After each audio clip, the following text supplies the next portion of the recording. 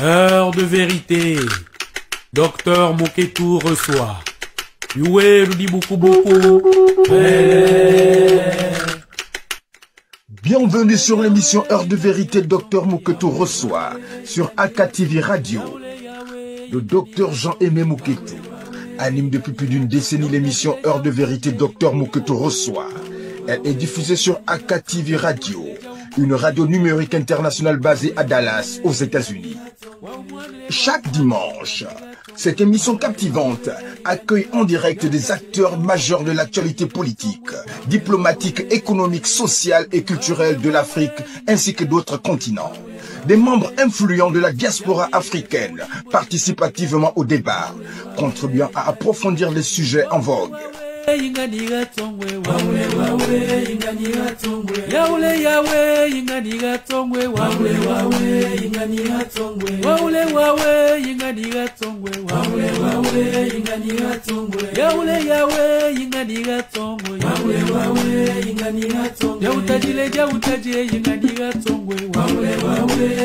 L'émission dure 1h30, animée par Jean-Aimé Moketou, avec la réalisation de Papi Dep et Jean-Aimé Moketou lui-même.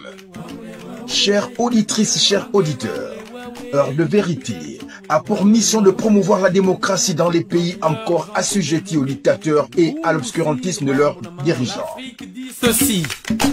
Bungu muyabi, tangu muyabi, mbati turebi le tangu ibuto pangini. Mbai kuminzambi mabio pangini. Heure de vérité, docteur Moketou reçoit. Waoule wawe, inganiga tongwe, waoule wawe, inganiga tongwe, waoule wawe. Elle vise également à soutenir les nations qui embrassent déjà les valeurs de la démocratie et la liberté d'expression et qui sont les états de droit établis. Cette émission se démarque par son absence totale de langue de bois. Les auditeurs ont toute liberté pour poser toutes les questions qui les animent, tandis que les invités sont libres de répondre ou non à ces interrogations. Nous défendons ainsi un contexte impartial où la liberté d'expression prime avant toute chose. Vous pouvez nous suivre sur les pages Facebook et la chaîne YouTube du Dr Jean-Aimé Moketou et AKTV Radio. Nous sommes reconnaissants pour votre fidélité depuis des décennies. Moketou reçoit. Youé nous dit beaucoup.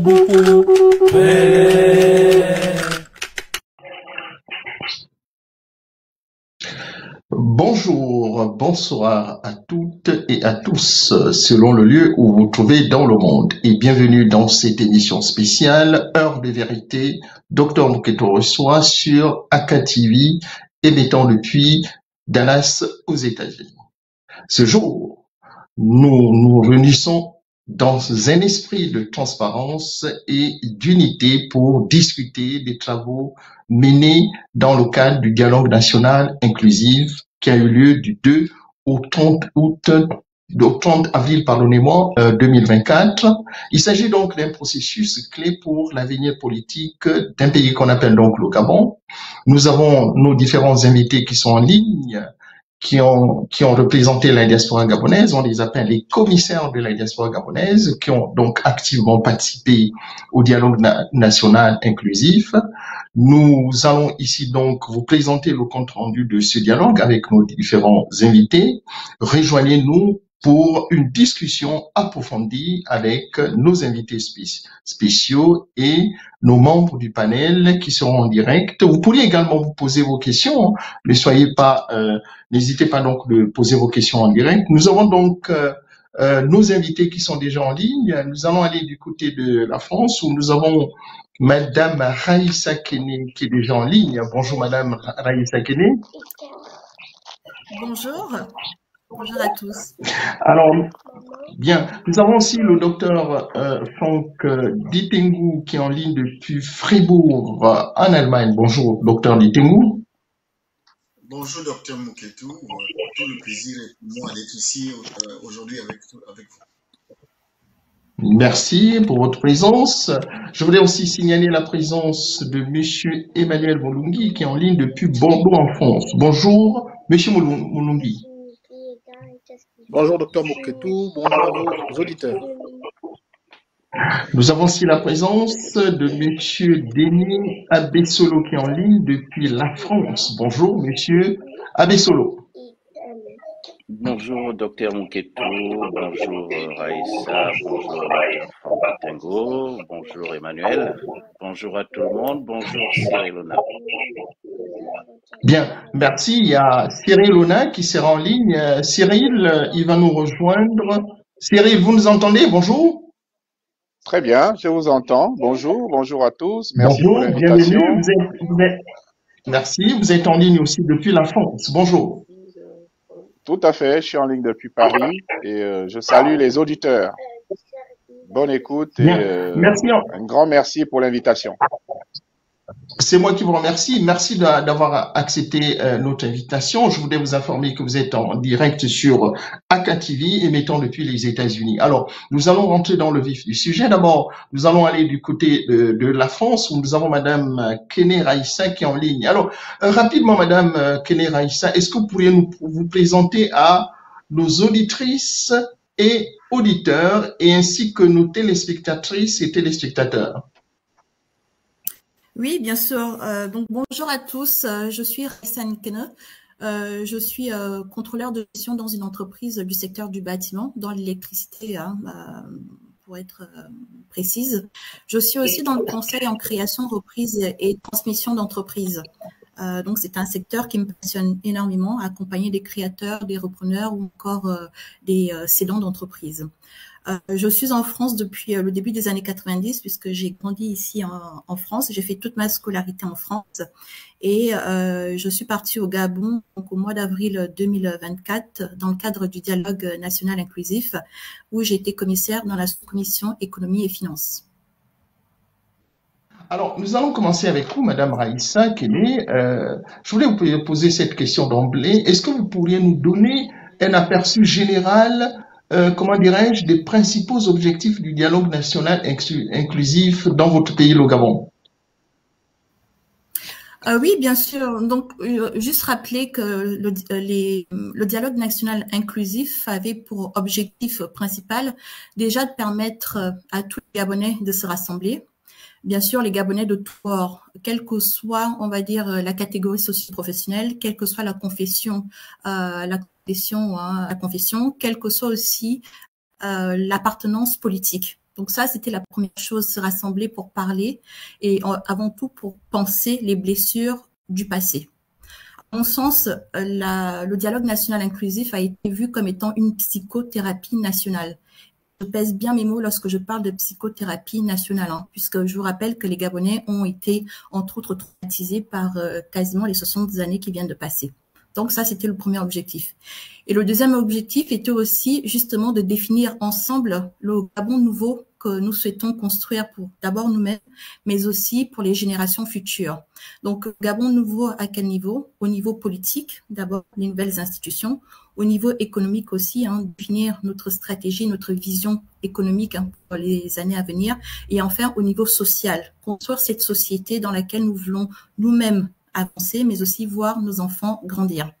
Et aussi, à mon sens, trouver ensemble des solutions innovantes et durables donc à tous ces défis qui assaillent notre pays. Donc voilà les trois objectifs du dialogue national inclusif. Bien, merci Madame Kene pour cette première réponse. Nous allons aller maintenant du côté de Bordeaux où nous avons Monsieur Moulungi en ligne. Monsieur Moulungi, votre présentation rapide.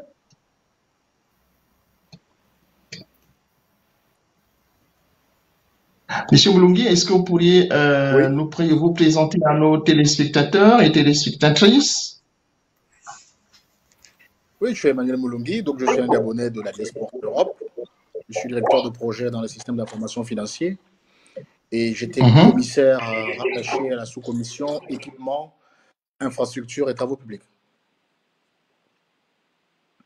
Merci pour votre présence sur Aka TV. Alors, toujours en rapport avec le dialogue national inclusif qui s'est passé, je voudrais rappeler à nos téléspectateurs que c'était entre le 2 avril jusqu'au 30 avril 2024. Je voulais vous poser la question suivante, M. Mulungi.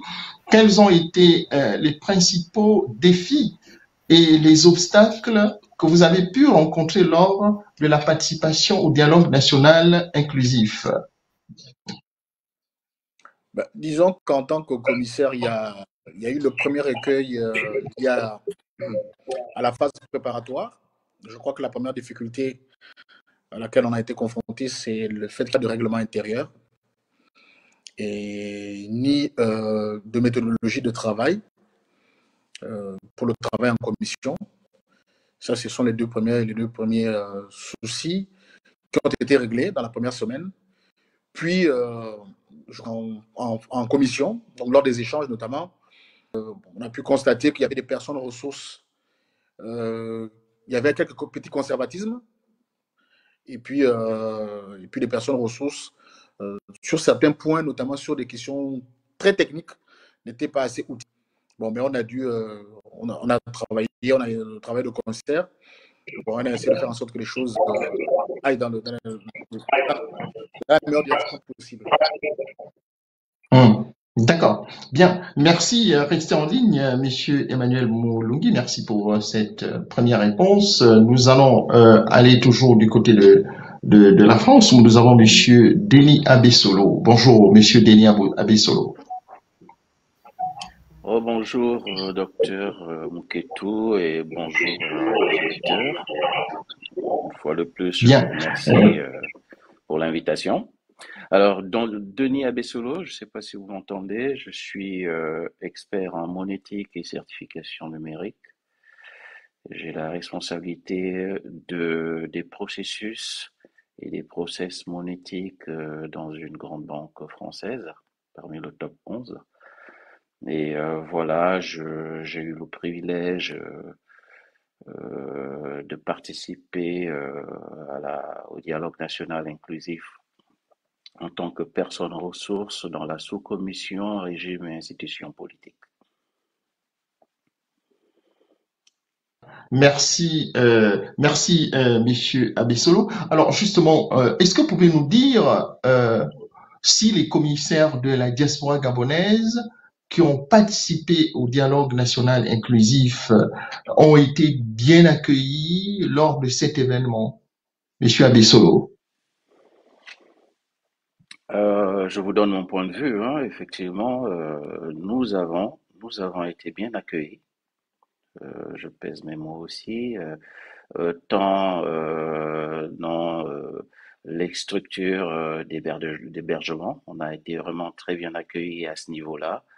Nous avons été pris en charge de bout en bout par les organisateurs. Mais nous avons été également bien insérés, bien intégrés au sein des différentes commissions et sous-commissions. Donc voilà, au-delà de quelques échanges amicaux par rapport à nous qui venions de la diaspora, mais globalement, je pense que on a été reçus comme il fallait. Je n'ai pas relevé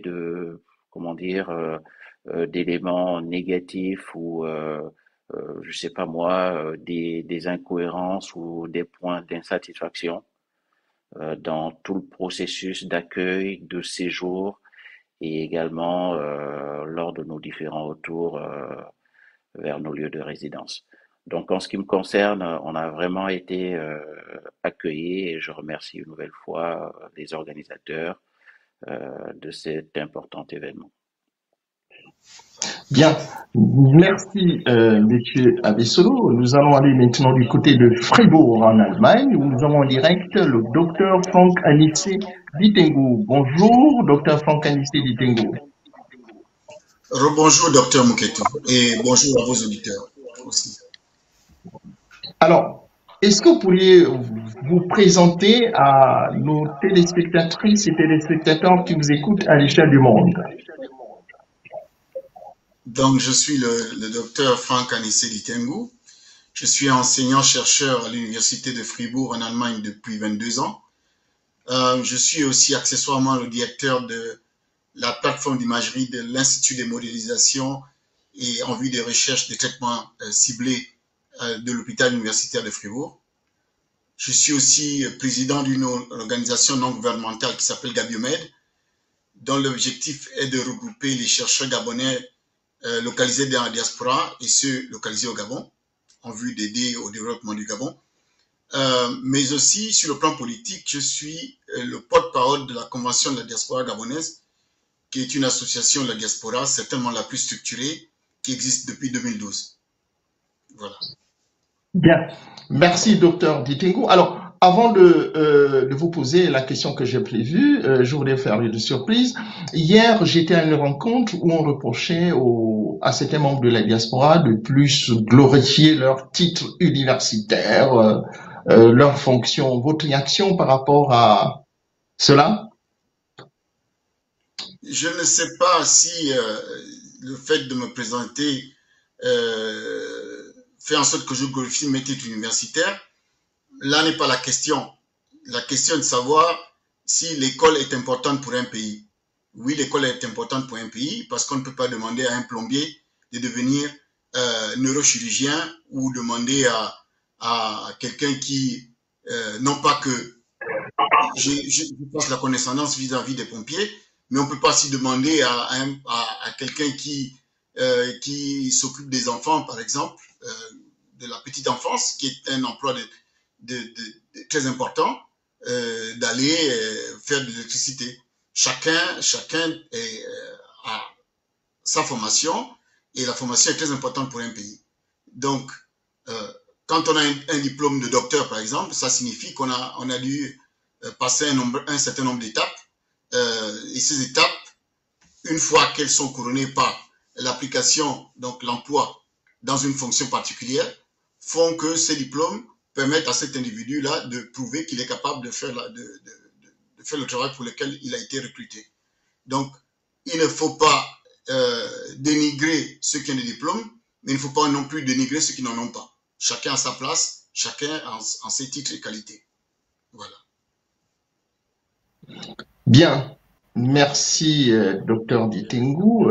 Justement, comment la diaspora gabonaise, votre diaspora, peut-elle continuer à s'impliquer, je dis bien à s'impliquer activement dans le processus politique dans votre pays, le Gabon? Docteur Ditingo. Je vais essayer de répondre rapidement à cette question, mais il faut aussi rappeler que certains d'entre nous, tels que moi par exemple, j'avais mis 12 ans je suis reparti au Gabon après 12 ans d'absence. Il se trouve que le Gabon ne m'a pas attendu, le Gabon a évolué et beaucoup de choses se sont passées pendant ces 12 ans-là. Je ne pouvais pas rentrer au Gabon pour les raisons que vous connaissez, les raisons d'ailleurs pour lesquelles vous aussi, Dr Mouketou, ne pouviez pas aller au Gabon. Donc, je suis parti au Gabon et en tant que membre de la diaspora, j'ai un certain vécu, j'ai vu certaines choses que les Gabonais qui sont sur place ne voient pas. Et donc, il est possible, en tant que membre de la diaspora, d'avoir un certain regard sur ce qui se passe dans son pays.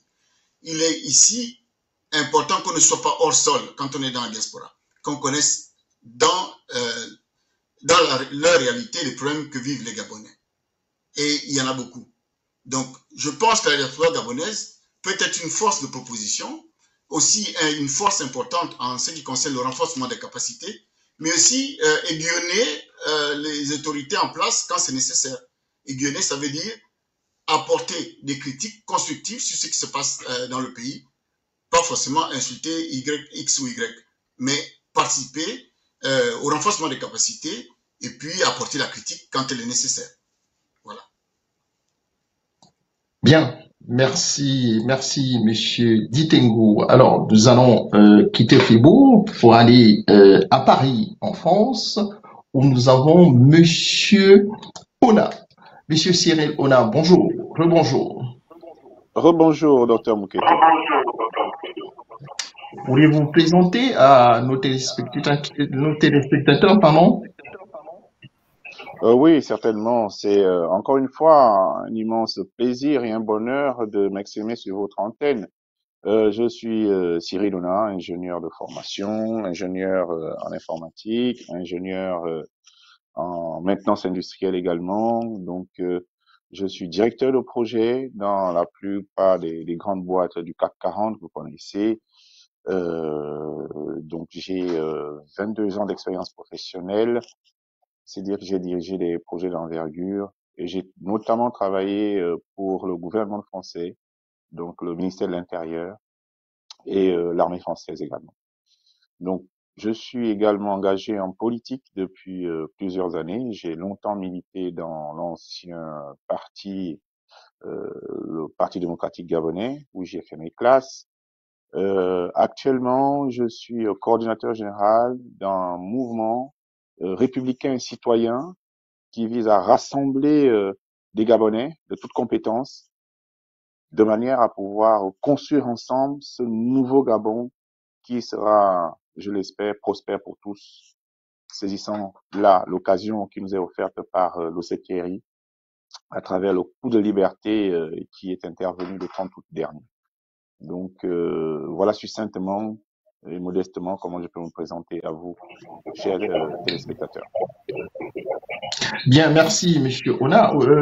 Avant de vous poser une question en tant que commissaire, vous avez dit que vous êtes un homme politique, vous avez milité dans l'ancienne formation politique du président déchu et oppressif Ali Bongo. Est-ce que vous avez laissé une nouvelle? Je pense que lorsqu'on parle de politique, et là vous me tendez la perche, il faut toujours voir l'intérêt collectif. Le cas Ali Bongo est un cas particulier, il a ses soucis aussi bien santé que judiciaire, ça le concerne.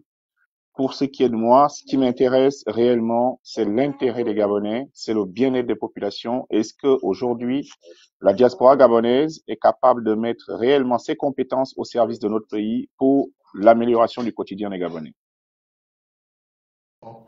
Très bien. Donc, vous êtes pour que la diaspora gabonaise puisse donc mettre son expertise au service donc de la nation. Alors, justement, Monsieur Ona Ono, Monsieur Ona Cyril, pardon, quelle est votre réaction, comment dirais-je, face aux critiques de vos compatriotes réunis à Paris dans le cadre de ce qu'on appelle le Congrès des citoyens libres qui qualifie le dialogue national inclusif, je cite, de monologue et qui remettent en question son succès.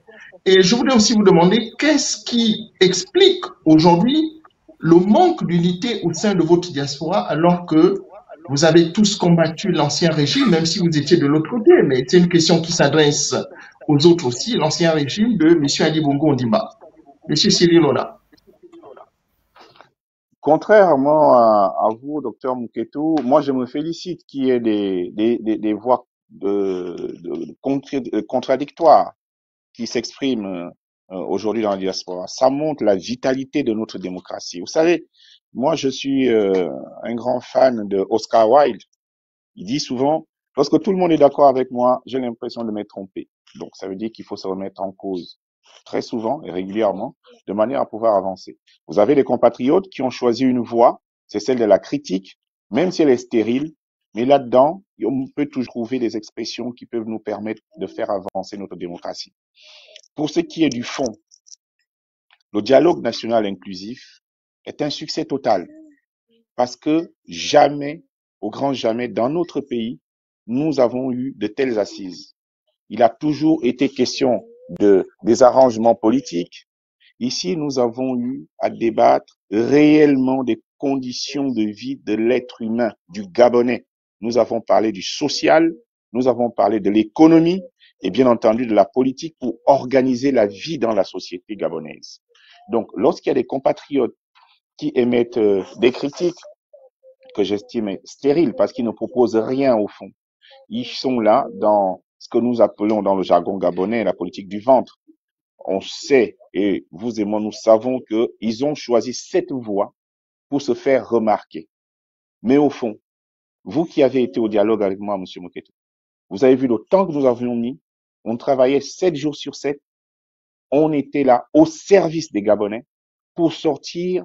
Au sortir de là, nous avons un rapport qui, aujourd'hui, nous permet d'avoir des résolutions qui vont permettre à notre pays de décoller réellement sur le plan démocratique et même de pouvoir se développer. la deuxième question, c'est celle de l'entente des Gabonais au sein de la diaspora, d'où toute la j'attire votre attention sur le fait que nous ayons créé ce mouvement citoyen et républicain qu'on appelle Éveil.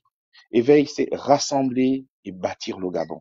Mais justement, vous ne pouvez pas construire un pays divisé, Monsieur Mouketou. Il est absolument nécessaire que les Gabonais s'unissent. Il est absolument, et permettez-moi de terminer par là, d'avoir un message de rassemblement autour de cet idéal républicain qui est celui de construire ensemble le Gabon. D'accord. Bien. Merci, Monsieur Ona. Je vous sais, hein, étant un homme politique, hein, vous avez besoin certainement de beaucoup de minutes. Alors, est-ce qu'il y a quelqu'un qui voudrait réagir sur cette question? Je demandais à Monsieur Ona qu'est-ce qui explique le manque d'unité au sein de votre diaspora alors que vous avez tous combattu l'ancien régime au principe d'Ali Bongo Ondimba. Docteur Nitengu, en 30 secondes, vous voulez réagir et les autres? Oui, Monsieur Mouloudi, Madame Raïssa? Oui, bien. Je vous en prie. Je vais réagir rapidement. Allez-y, docteur Nitengu. En fait, il est vain de croire que la diaspora gabonaise sera une et indivisible. En fait, la diaspora est plurielle. Donc, il est normal que l'on trouve des gens qui sont pour et des gens qui sont contre. Et c'est même, comme l'a dit Cyril Ona, c'est normal que ce soit comme ça. Toutefois, une fois qu'on a dit ça, on ne peut pas s'arrêter là. Il faut savoir que le Gabon est un petit pays, donc le nombre de personnes qui est, on va dire, l'intelligentsia gabonaise n'est pas si énorme que ça. Donc, lorsque des gens s'excluent d'eux-mêmes, je trouve dommage qu'ils s'excluent d'eux-mêmes, plutôt que ces gens-là viennent avec des arguments, avec des choses à proposer qui vont enrichir la discussion. Mais en s'excluant d'elle-même, je pense qu'elle se trompe. C'est mon point de vue. Je pense qu'il faut discuter, il faut engager le débat. Voilà. J'aimerais aussi avoir une réaction. Monsieur Abessolo, oui. Je laisse la priorité à Madame. Je réagirai à Madame. Ok, merci. Je suis totalement du même avis. La première chose, c'est qu'effectivement, en démocratie, tout l'intérêt, c'est qu'on puisse avoir plusieurs opinions, qu'on soit d'accord ou pas, qu'on remette en question ce qui est fait, qu'on remette en question les hommes politiques qui sont en place. Mais à un moment donné, lorsqu'on cherche ensemble un pays, vu le contexte gabonais, vu ce qu'on nous a laissé, je pense qu'à un moment donné, il faut aussi prendre le train en marche. C'est-à-dire qu'on essaie de contribuer dans la mesure du possible, on essaie de bâtir ensemble. Si ça ne va pas, on le dit, mais au moins il faut essayer quelque chose. Et on se retrouve vraiment dans cette situation où chacun d'entre nous doit mettre un peu du sien pour essayer de construire ensemble ce Gabon que nous voulons tous. Bien. Alors, Monsieur Abessolo, la même question. Vraiment, j'insiste sur cette question. C'est que vous avez été ensemble, vous avez combattu l'ancien régime qui a été renversé par vos forces de sécurité et de défense.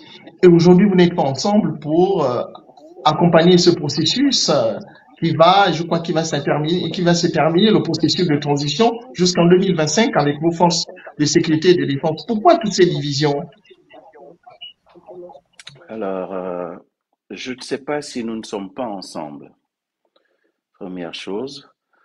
L'unité à quel niveau? L'unité au niveau des idées, l'unité au niveau politique, l'unité au niveau associatif.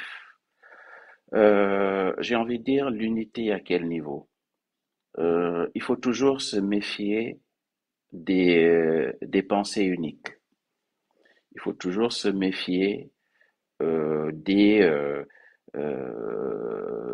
processus et surtout des directions et des orientations uniformes. Donc ça ne présage pas d'une société qui veut évoluer. Donc je pense qu'il y a une certaine unité qui demeure dans le sens où nous sommes tous des Gabonais et que tous nous souhaitons voir un Gabon qui se développe, un Gabon qui gomme un certain nombre de lacunes et d'insuffisances, un Gabon qui gomme un certain nombre de privilèges mal façonnés, et un Gabon qui corrige certaines habitudes. Je pense que nous sommes d'accord tous sur ce plan-là. Après, il y a des moyens, il y a des méthodes, et c'est là qu'il y a effectivement des divisions. Ce qui, à mon sens, est normal. La division, si elle est malsaine, enfin quand je dis la division, je ne vais pas parler de division, la différence. Si la différence est malsaine, là effectivement, ça ne concourt pas à la construction d'une nation, d'un pays. Donc, c'est une question qui est relativement difficile en termes de réponse. Il n'y a pas de réponse unique. La seule réponse, en ce qui me concerne, c'est de ne pas absolument chercher à unir un groupe de personnes. Sinon, on se retrouve dans des travers de type dictatorial, des choses comme ça. Non. Donc, il faut qu'il y ait une différenciation et une différence dans les approches et une différence dans les idées. C'est ce qui permet d'enrichir la qualité des débats, la qualité des prestations et la qualité des contributions qu'on pourrait avoir les uns avec les autres pour l'idéal qui est pour moi l'idéal commun, qui est le pays. Voilà. La seule chose, c'est que bon, il faut pas essayer de mettre des bâtons dans les roues d'un groupe qui arrive et qui manifestement a la volonté justement de rebâtir le pays, de le remettre à l'endroit comme j'aime souvent le dire. Donc à ce niveau-là, je pense qu'on devrait tous se retrouver. D'accord. Alors, nous allons essayer d'avancer. Monsieur Moulungi, vous voulez ajouter quelque chose rapidement? Oui, bien sûr. Écoutez, j'ai quitté le Gabon avec 104 partis politiques, un peu plus de 2 400 000 âmes. Et quand je donne ce nombre-là, c'est pour démontrer la vitalité de notre démocratie qui est bien sûr en cours. Je ne peux pas être troublé qu'il y ait la diaspora des points de vue. Ce serait non seulement antinomique et antidémocratique. Seulement, je souhaiterais qu'entre nous, qu'il y ait seulement un peu plus d'élégance lorsqu'on émet des points. C'est-à-dire que les opinions sombrer dans des attaques. Voilà, c'est tout simplement ce que je regrette. Mais pour ce qui est des points de vue différents, non, il faut saluer ce qui va faire la réalité. C'est dans la multitude des choix qui seront disponibles que les gens pourront retrouver. Donc, voilà, il ne faut pas chercher à tout prix qu'il y ait un point de vue uniforme, comme l'ont rappelé mes prédécesseurs. Donc, il faut simplement saluer cela et rappeler qu'on doit de bienséance, même quand on veut apporter la critique, la discussion entre nous. Voilà. D'accord. Bien. Merci, chères madame et messieurs. Alors, nous allons essayer de poursuivre. Nous avons déjà 5 minutes de retard. Alors, c'est une question que je voulais poser à vous tous. J'aimerais demander votre vision sur l'avenir politique du Gabon après les délibérations du dialogue national inclusif.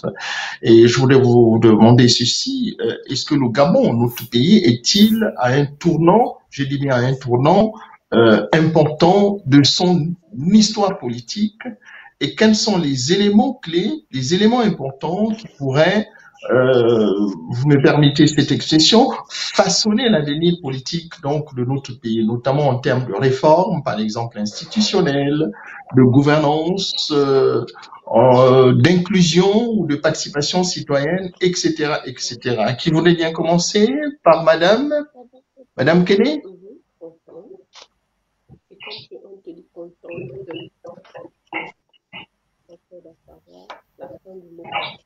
Madame Kene, vous avez la parole. Vous m'écoutez? Vous m'entendez? Ah, d'accord. Oui, je vous entends. Alors, je considère que Oui, vous m'entendez? Parfaitement, oui. Ah, parfait. Je considère que le Gabon est à l'heure actuelle, on va dire, à la croisée des chemins après ce dialogue national inclusif. C'est-à-dire que concrètement, les décisions et les réformes qui seront adoptées au cours des 2 ans à venir, des 2 à 3 ans à venir, auront un impact à la fois sur nous, mais aussi sur les générations futures, c'est-à-dire même sur les 50 prochaines années. Hein. Et ça, c'est important, et nous devons tous en être conscients. On considère en tant que tel que le développement est avant tout la combinaison de changements mentaux et sociaux pour une population, et ce qui va rendre au final apte par la suite à l'accroissement économique. La première chose que nous devons faire et la première transformation vers laquelle nous devons nous lancer, c'est la transformation de notre mentalité. On peut aujourd'hui mettre en place toutes les réformes qu'on veut au Gabon. On peut prendre le but des États-Unis et le donner au Gabon. Mais si nous-mêmes, dans notre façon de procéder, dans notre façon d'agir, dans notre façon de vivre, nous ne décidons pas de changer, ça ne changera rien. Rien ne changera au Gabon. Donc aujourd'hui, pour l'instant, et peut-être à partir de l'année prochaine, le président que nous aurons, il devra commencer par être, à mon sens, le manager d'un pays, le manager de la transformation de ce pays. Parce qu'on doit avant tout mettre en place un système pour que nous puissions tous nous lancer réellement dans une transformation globale de la société gabonaise. Transformation mentale, d'abord, transformation économique, transformation politique, transformation sociale. Les réformes qui sont aujourd'hui contenues dans le dialogue national inclusif, ce sont de bonnes réformes, et le Gabon d'ailleurs ne sera pas la première puissance ou le premier pays à mettre en place ce type de réforme après des années de dictature. On l'a vu en Amérique du Sud après les grandes dictatures, on l'a vu en Grèce, on l'a vu en Espagne. Mais avant tout, est-ce que nous, en tant que Gabonais, nous sommes prêts avant tout à changer pour que le Gabon rentre enfin dans le développement? Et ce sera vraiment ce côté changement et transformation des mentalités pour qu'enfin le Gabon atteigne ce pari du développement. Après, en tant que tel, les réformes économiques, je prends l'exemple des réformes économiques puisque dans la sous-commission économie et finances, donc on a prévu effectivement une liste assez complète de réformes pour que l'on puisse atteindre à un moment donné un développement. Ça va être des réformes d'abord au niveau de la création d'entreprises, ça va être des réformes au niveau de la bonne gouvernance des institutions, les institutions publiques, les institutions financières. Ça va être aussi des réformes au niveau des infrastructures, parce que pour développer un pays, il faut avant tout des infrastructures. Je crée une usine, il faut à un moment donné avoir des routes, il faut à un moment donné avoir aussi l'électricité qui arrive jusqu'à cette usine, pour ne prendre que quelques exemples, des réformes au niveau social, des universités dignes de ce nom pour notre jeunesse. Donc, ce sont quelques réformes pour lesquelles le Gabon, aujourd'hui, a de quoi faire avec ce dialogue national inclusif, mais avant tout, nous devons changer. Et c'est à mon sens le critère le plus important, ce changement, cette transformation radicale de nos mentalités. Merci. D'accord. Alors, docteur Ditengu, la même question. Est-ce que notre pays est-il à un tournant important de son histoire? Et je vous demandais aussi, docteur Ditengu, quels sont les éléments clés qui pourraient façonner l'avenir politique de notre pays? Il y a Madame Kene qui a évoqué des éléments notamment en termes de réforme institutionnelle, de gouvernance. Et elle a évoqué aussi le développement économique, pourquoi pas durable. Mais moi, j'ajouterais de votre côté, en matière, par exemple, de l'agriculture et de l'innovation, en matière de la recherche, puisque ça vous concerne, surtout, docteur Ditengu, la recherche scientifique et ainsi que, comment dirais-je, la sécurité et la stabilité pour relever des défis tels que il faut souligner ces défis tels que l'insécurité que nous avons vu à Libreville. Je précise par exemple au cas de l'insécurité routière, la cybercriminalité, les coupures d'électricité, sans oublier la promotion des valeurs culturelles et éducatives. Docteur Ditengu. Merci docteur Mouketou pour cette question. C'est une question qui recouvre tellement d'aspects qu'il serait. On va essayer de commencer et aller de façon didactique là-dessus. Le Gabon est effectivement à la croisée des chemins et après les 60 ans de dictature que nous avons eue, il serait dommage que cette transition, la transition dans laquelle nous sommes aujourd'hui, soit ratée et ce serait vraiment dommage. Pourquoi nous sommes à la croisée des chemins? Et cela commence dès la base, c'est-à-dire l'éducation des enfants. J'ai fait partie de la commission sociale, sous-commission formation, et dans cette commission, j'ai eu la chance d'être avec des spécialistes, donc des gens qui connaissent vraiment de quoi ils parlaient, c'est-à-dire il y avait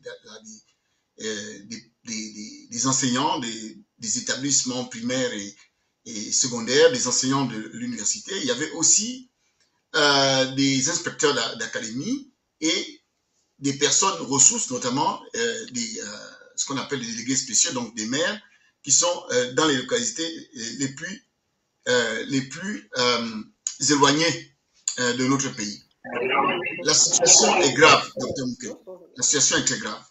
Parce qu'il y a un déficit d'éducation à la citoyenneté.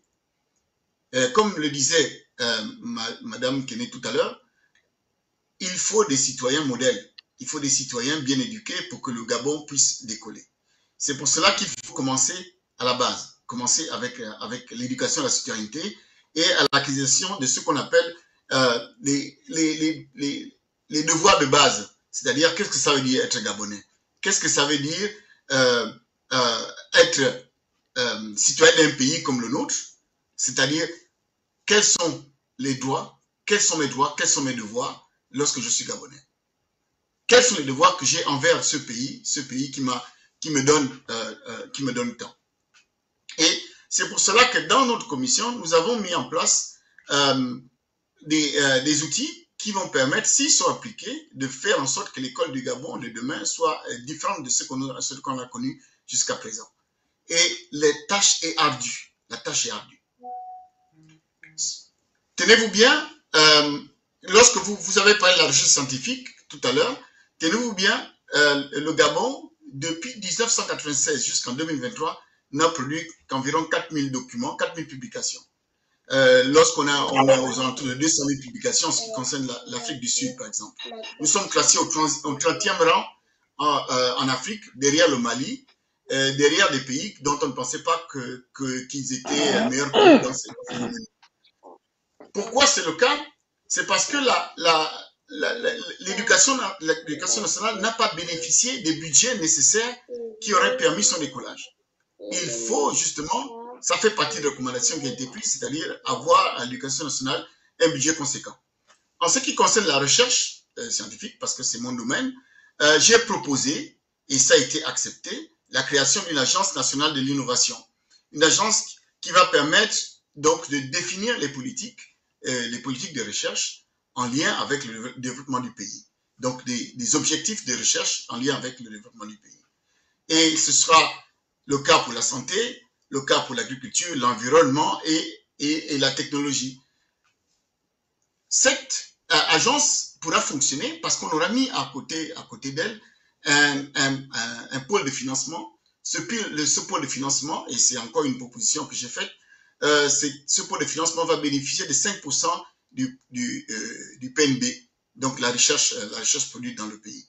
Elle va aussi bénéficier d'un partenariat avec le privé, avec 3% du chiffre d'affaires des entreprises privées qui sont liées à la technologie.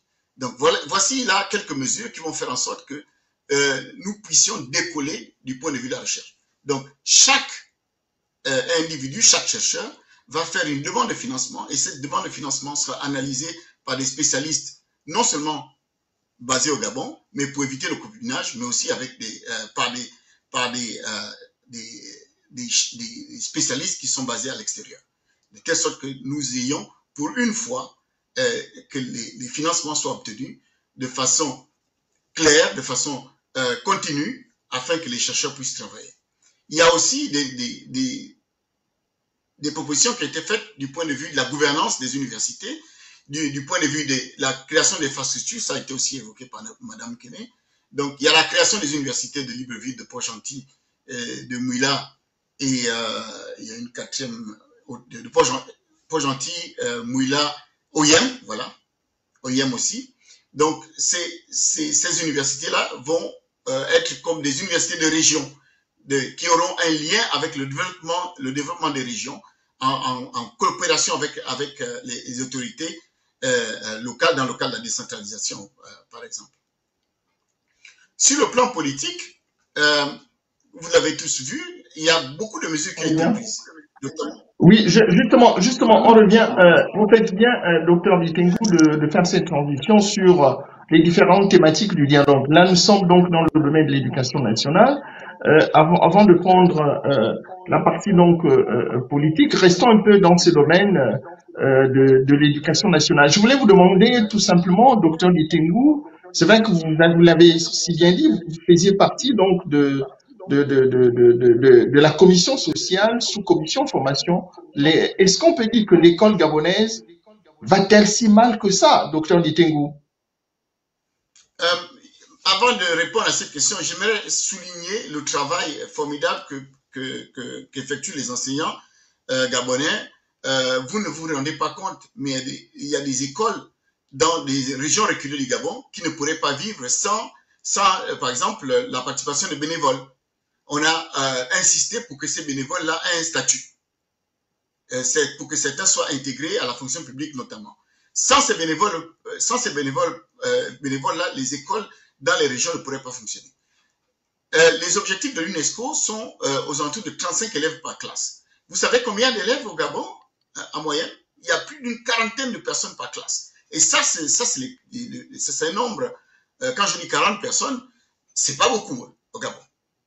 40 personnes, c'est pas beaucoup par classe. Donc, comment voulez-vous que dans ces conditions-là, les enfants puissent apprendre? Comment voulez-vous que dans ces conditions-là, on puisse produire des gens qui vont être capables de diriger ce pays à l'avenir?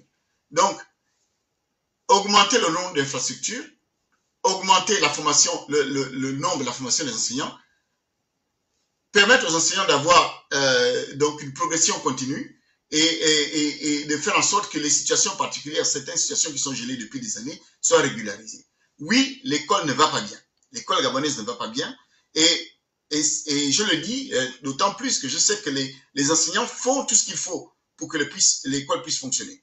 Mais il faut maintenant qu'on injecte dans l'école nationale des nouvelles techniques, des nouvelles méthodes afin de former des citoyens bien formés qui vont permettre pour chacun d'entre eux d'occuper une place dans l'économie gabonaise. Donc voilà, l'école gabonaise ne va pas bien. Effectivement. D'accord. Restons dans cette thématique politique.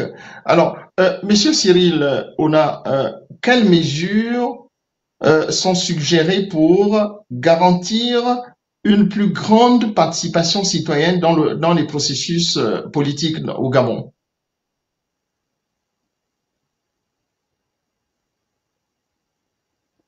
Monsieur Cyril. Oui. J'ai pas bien compris la question, mais je voulais rapidement, parce que vous aviez d'abord demandé sur l'avenir politique de notre pays, hein. Donc, si vous pouvez repréciser la question, docteur Mouketou. Alors, j'étais en train de vous demander, enfin, je vous ai posé la question suivante, quelles mesures sont suggérées pour garantir une plus grande, vous me permettez l'expression, participation citoyenne dans les processus politiques au Gabon? Écoutez, on peut pas mettre la charrue avant les bœufs. Nous sommes, je pense que les militaires ont été très méthodiques. Il faut les féliciter dans ce sens-là. Je pense que nous sortons des assises nationales qui nous ont permis de réécrire les lois de notre pays. Il faut attendre que ces contributions, ou du moins ces résolutions soient transformées en loi dans le cadre de la constituante à venir. OK? Et une fois que cela sera fait, je pense qu'il y aura un référendum qui va valider cela. Et donc, vous aurez une constitution qui va garantir le bon fonctionnement des processus électoraux. Vous aurez une loi électorale, qui va encadrer tout cela. Voilà, justement, monsieur, quels changements législatifs sont proposés toujours dans cette commission politique, puisque vous étiez aussi dans cette commission politique, pour améliorer la transparence et la responsabilité politique au Gabon? Mais voyez-vous, moi, la première chose qui va interpeller, et c'est Madame Nkene qui le disait, hein, quoi que nous mettions en place comme institution et tout ce que vous voulez comme bon processus, M. Moketou, si les mentalités n'évoluent pas, rien ne va bouger. Là, en l'occurrence, on a redonné la responsabilité au ministère de l'Intérieur d'organiser les élections, ce qui est tout à fait normal, ce qui se passe ailleurs, mais cela suppose qu'il y ait, ce que j'appelle le sens de l'éthique. C'est l'éthique qui manque à nos hommes d'État. Lorsque nous aurons des hommes d'État qui ont l'éthique et le souci de réellement servir le pays, les mesures que nous allons mettre en place pourront être appliquées pour le bénéfice des populations.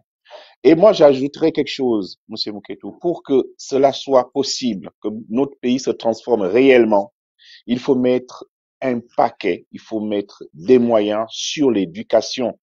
Je ne veux pas paraphraser Nelson Mandela, qui a attiré l'attention sur le fait que c'est l'éducation qui était l'arme la plus puissante pour changer le monde. Mais c'est une réalité. Aujourd'hui, nous avons perdu le sens des valeurs, voyez-vous, au sein de la société gabonaise. Mettons le paquet sur l'école, mettons les paquets sur l'éducation, vous allez voir que ce pays va se transformer naturellement. Et nous allons bénéficier effectivement de ces mesures, hein, d'une nouvelle constitution qui cadre avec les Gabonais 2024. Nous allons bénéficier d'une loi électorale qui, effectivement, va favoriser la participation du plus grand nombre aux processus électoraux. Vous savez, pour répondre vraiment concrètement à votre question, c'est la confiance.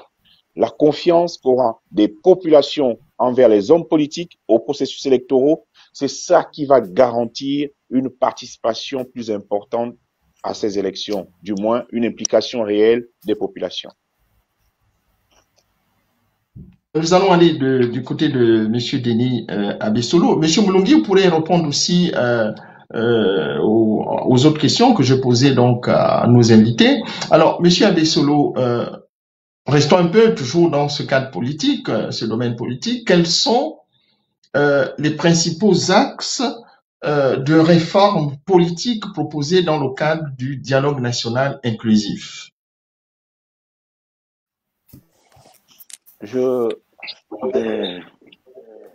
Les principaux axes, il y a déjà toute la partie liée à l'organisation politique du pays, hein. Par exemple, si je prends le régime qui a été proposé, parce que je rappelle que le dialogue national a produit des propositions qui ont été adoptées et qui doivent suivre le processus qu'a rappelé Cyril Ona tout à l'heure.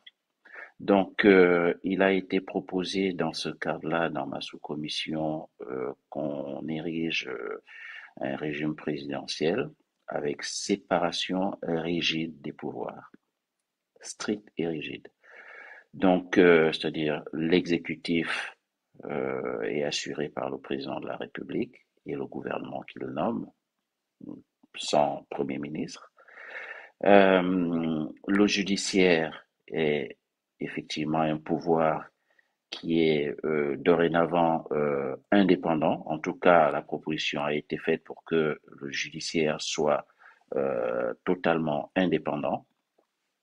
Et il y a toute la partie parlementaire. Donc, ce pouvoir-là, effectivement, donc le judiciaire et le parlementaire doit également être totalement séparé de l'exécutif et bien sûr du judiciaire, avec un parlement qui sera effectivement bicaméral. Avec une chambre haute qui est le Sénat et une chambre basse qui est l'Assemblée nationale. Ça c'est une première chose, sans rentrer dans le détail, hein.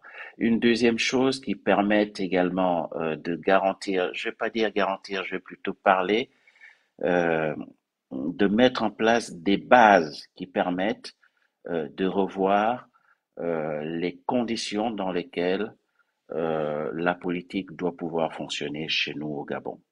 Quelqu'un a rappelé tout à l'heure qu'il y avait 104 partis politiques dans un pays qui compte à peine 2 millions, allez, 2 millions 500 000 habitants.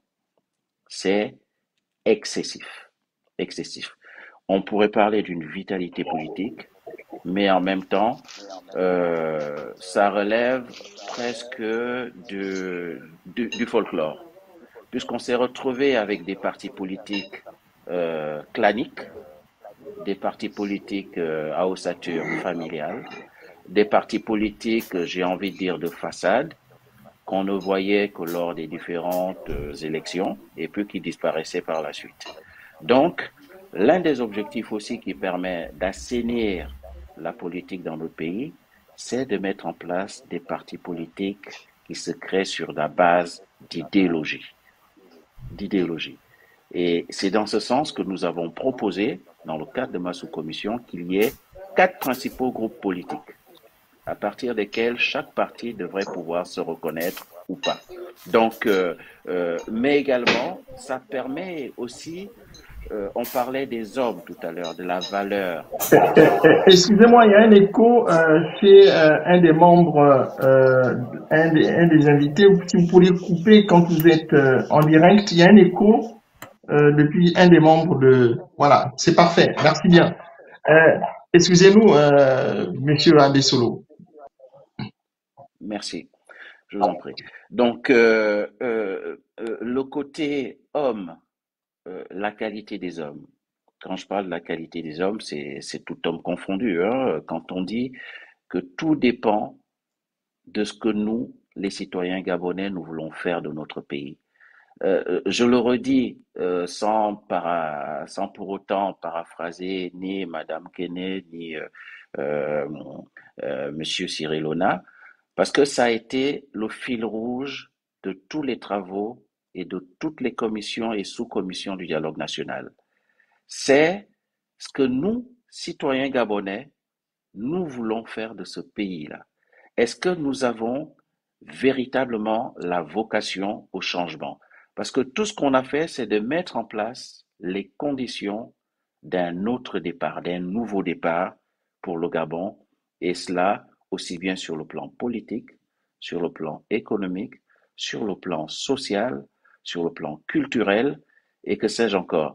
Donc, les conditions dans lesquelles le Gabon doit pouvoir redémarrer. Et ça dépend effectivement de ce que le Gabonais, ce que le citoyen gabonais veut effectivement mettre en application. Il y a un grand homme qui disait qu'il n'y a des richesses que d'hommes. Mais la richesse dont on parle, c'est pas tant la richesse en termes de quantité, mais c'est surtout la richesse en termes de qualité. Et effectivement, ça va passer par la formation, l'éducation, ça passe aussi par des valeurs culturelles.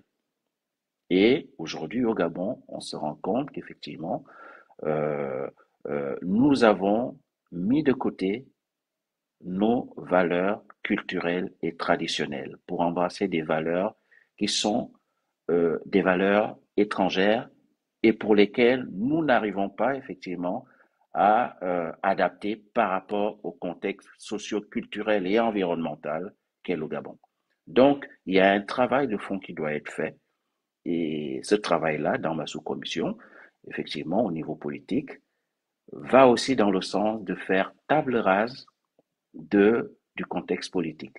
C'est pour ça que nous avons proposé la suspension de tous les partis politiques, pour qu'on reparte un peu sur des bases nouvelles, sur des bases relativement saines. C'est pour ça que je vous ai parlé des 4 principaux groupes politiques qui devraient pouvoir se créer sur la base. Ça ne veut pas dire qu'il y aura 4 partis politiques. Non, il faut bien qu'on m'entende, qu'on me comprenne. C'est-à-dire il y a 4 principales idéologies à partir desquelles 10, 15, 20, peu importe le nombre de partis, doivent pouvoir se reconnaître pour que la création d'un parti politique réponde à des critères relativement objectifs. Et donc ça aussi, bien entendu, comme je l'ai dit, ça dépend aussi des hommes, ça dépend de la qualité des hommes. Si on a eu des partis claniques, familiaux, c'est parce que quelque part, au niveau de la conception de la vie politique, la conception de la chose publique, eh bien, le Gabonais, le citoyen gabonais, n'était pas forcément en conformité avec, j'ai envie de dire, la maison Gabon, avec l'intérêt supérieur de la nation. Donc c'est cela qui, à mon sens, reste ce fil rouge-là qui va nous permettre, parce que le tournant dont vous parlez, oui, nous sommes à un tournant. Il faudrait que chaque Gabonais se fasse une introspection pour dire à tous les niveaux, que ce soit au plus haut niveau, j'ai envie de dire, de l'exécutif, mais aussi à l'échelle la plus basse de la société gabonaise. Il faudrait que quelque part, on se fasse cette introspection-là pour revenir à des valeurs qui nous ressemblent, pour revenir à nos valeurs traditionnelles. Je vais même vous dire que la future constitution, nous avons fait en sorte que dans la future constitution, on fasse référence justement à ces valeurs traditionnelles-là, qui doivent quelque part gouverner le citoyen gabonais. Voilà ce que je peux dire de manière un peu succincte.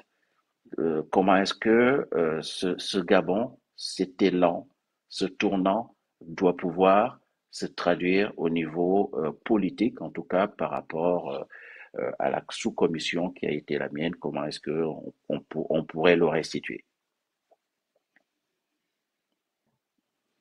Bien, bien, merci Monsieur Abessolo. Nous allons parler maintenant de la nationalité. Je vais aller du côté de Bordeaux avec Monsieur Moulungui et cette question concerne aussi Monsieur Abessolo et les autres aussi. Vous pouvez réagir sur les autres questions. Alors, Monsieur Moulungui, parlons un peu de ce sous-thème sur la nationalité. Quelles sont les propositions du dialogue national concernant la réforme des conditions d'accès à la nationalité gabonaise? Bon, je suis un peu surpris que vous ne m'ayez pas laissé répondre aux précédentes questions qui sont quand même intéressantes.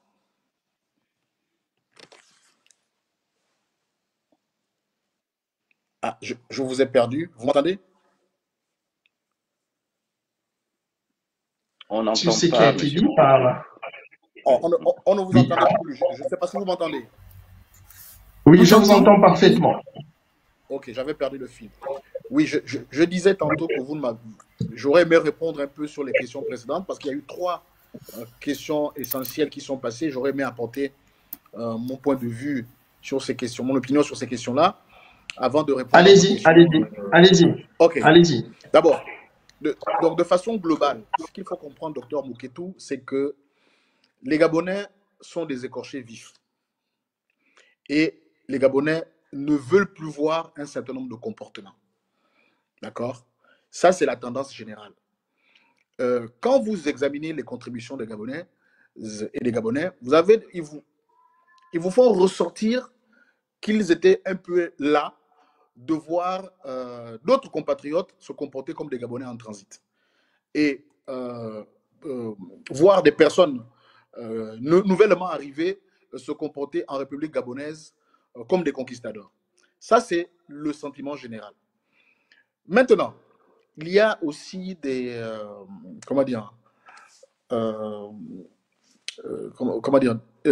des attitudes peu républicaines, notamment celle du chef de l'exécutif sortant. Docteur Mouketou, Ali Bongo, lors de son premier mandat, notamment, a violé allègrement la constitution de la République gabonaise. Comment? Par exemple, en le nommant par le Premier ministre. Comment?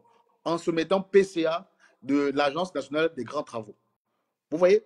Donc, aujourd'hui, ce que les Gabonais veulent d'abord, c'est des attitudes républicaines, notamment de la part de ceux qui sont en charge de gérer la chose publique ou en charge de l'exécutif. Il y avait un parlement qui était une simple caisse d'enregistrement et que faisait plus, ne jouait plus son... D'accord. Vous me suivez toujours? Oui, on suit, même si la ligne est un peu hachée. On vous suit. Le problème que les Gabonais veulent voir. Moi, j'appartenais à la sous-commission équipement, infrastructure et travaux publics qui dépendait de la commission économique. Vous ne pouvez pas concevoir des politiques publiques, vous ne pouvez pas concevoir des politiques sociales si cela n'est pas budgétisé, financé. Vous comprenez? Donc, notre réflexion dans la commission économique, c'était de proposer un modèle économique soit d'abord souverain, qui permette aux Gabonais de s'approprier leur économie, dans un premier temps, que cette économie réellement créatrice d'ajouter et donc d'emploi ne soit plus une espèce de journal où on publie croissance sans que dans la matérialité des faits, cela ne s'est pas dans le panier aménagé. Ça, c'est les problèmes. Voilà, monsieur Moulungi, je suis désolé, hein, votre analyse est très très pertinente, mais la ligne est hachée. Nous allons revenir vers vous d'ici peu. On va essayer un peu de régler votre ligne qui est un peu qui bug, voilà, comme on le dit en langue anglaise. Alors, Monsieur Abessolo, j'étais en train de vous demander, je vous ai posé la question suivante. Est-ce que vous pourriez nous présenter les propositions du dialogue national concernant la réforme des conditions d'accès à la nationalité gabonaise? Monsieur Moulungi est revenu, vous pouvez toujours réagir. On vous a interrompu parce qu'il y avait votre ligne qui était hachée, mais vous pouvez intervenir, hein. À tout moment, n'hésitez pas. Monsieur Abessolo, sur les conditions d'accès à la nationalité gabonaise. Merci, Dr Bouketou. En réalité, ma sous-commission n'a pas traité des conditions d'accès à la nationalité. Ma sous-commission a traité plutôt des conditions d'accès non seulement à l'élection présidentielle, mais également à la candidature, j'entends, mais également à la candidature à des postes ministériels et de haute administration, notamment au niveau ministériel concernant les départements ministériels de souveraineté. Donc, c'est plutôt à ce niveau-là que la question de la nationalité ou de l'origine du candidat ou du prétendu ou du pressenti, de la personne pressentie pour occuper un poste, c'est là que ces conditions d'origine du postulant ont été abordées. Par exemple, pour être chef de l'État, il faut être gabonais de père et de mère. Être marié à une gabonaise de père et de mère. Concernant un certain nombre de postes ministériels, notamment des postes régaliens, ministère de l'Intérieur, des Affaires étrangères, ministère de la Défense, du budget, je ne vais pas tous les citer, en tout cas tous les postes régaliens, ceux-là doivent également être gabonais d'origine, être mariés à des gabonaises d'origine. Quand on dit d'origine, en tout cas, qu'ils soient de père et ou de mère gabonaise. Donc, pourquoi même pas de père et ou de mère gabonais, mais qu'ils soient vraiment des Gabonais ou pur sucre, de père et de mère gabonaise. Donc, sur ces postes de souveraineté-là, la question de la nationalité a été évoquée. Mais les conditions d'attribution de la nationalité ne relevaient pas de ma sous-commission. Effectivement, une autre sous-commission a traité de ces questions-là. Et une question qui est sur la table est celle de revoir, à la limite de faire un audit des titres de nationalité qui ont été accordés à un certain nombre de compatriotes, en tout cas de ressortissants de pays amis, qui a priori seraient des attributions de complaisance à des fins électorales et à des fins d'entreprise particulières. Donc ça, c'est quelque chose qui a été débattu, traité dans une sous-commission pour voir dans quelles conditions oui, ils ont obtenu leur nationalité. Oui. Voilà, justement, je ne sais pas si quelqu'un, M. Moulungi, vous pourriez ajouter, parce que c'est une question pertinente sur les propositions du dialogue national inclusif concernant la réforme des conditions d'accès à la nationalité gabonaise. Est-ce qu'il y a quelqu'un qui voudrait réagir, Madame Kélé, M. Moulungi? Oui. Allez, M. Moulungi. Oui. Docteur Litengo, ensuite. Oui, M. Moulungi d'abord, allez-y. Oui, je disais tout à l'heure que les Gabonais étaient des écorchés vifs et qu'ils étaient fatigués de voir d'autres personnes se comporter comme des personnes éternellement en transit. Donc, aujourd'hui, il y a un durcissement, d'accord, dans les propositions qui ont été faites lors du dialogue national inclusif. Il y a un durcissement, notamment pour l'accès à un certain nombre de fonctions, comme tel que développé par mon collègue commissaire tout à l'heure. Donc, on ne peut pas en vouloir à une population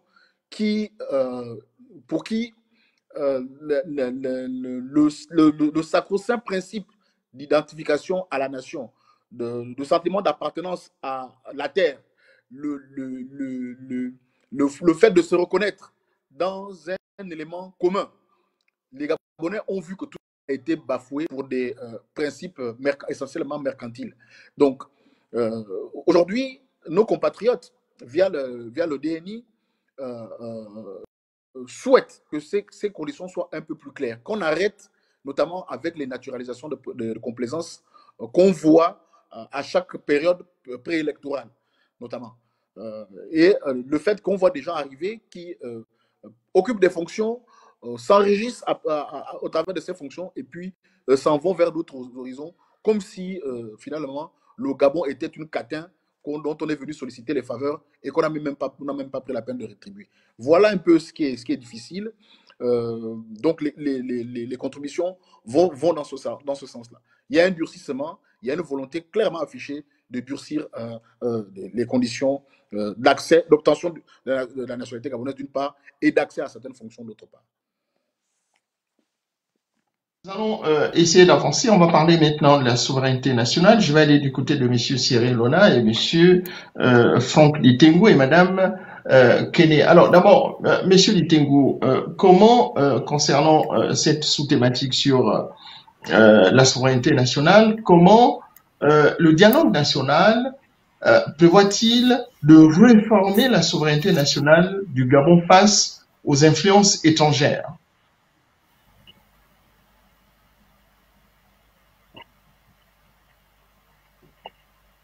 Est-ce que M. Litengo nous entend?